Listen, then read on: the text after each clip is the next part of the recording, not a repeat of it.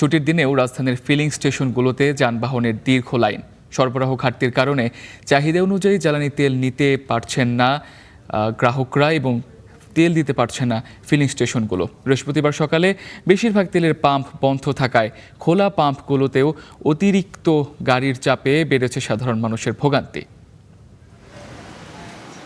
জ্বালানি তেলের পর্যাপ্ত মজুদ আছে সরকারের এমন আশ্বাসের পরও বৃহস্পতিবার ছুটির দিনে রাজধানীর ফিলিং স্টেশনগুলোতে তেল নিতে দেখা যায় অস্বাভাবিক ভিড়।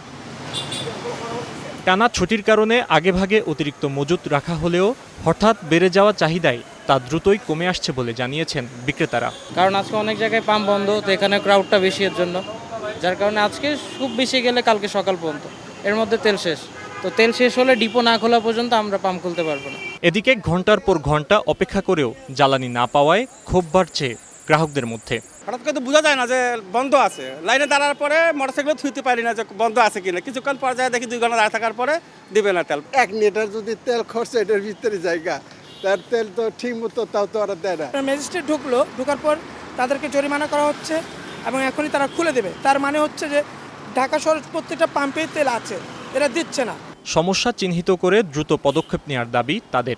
অনেক জায়গায় যে খোলা তেল বিক্রি করতেছে 200 টাকা 300 টাকা লিটার, তারা তেল এখান থেকে কেন নিচ্ছে? খোলা তেল এরা কেন দিবে? এটা যদি ভালোভাবে ম্যানেজমেন্ট করা না যায় এবং গভর্নমেন্ট থেকে যদি আরও একটু আপনার ইনিশিয়েটিভ না নেয় ভালো করে, তাহলে এটার ইম্প্যাক্ট আরও বেশি হতে পারে। সরকারি আশ্বাসের সঙ্গে বাস্তব চিত্রের এই ফারাক দ্রুত কমাতে কার্যকর পদক্ষেপ নেওয়ার দাবি জানিয়েছেন ভুক্তভোগীরা। Fahim Yusuf, Star News, Dhaka.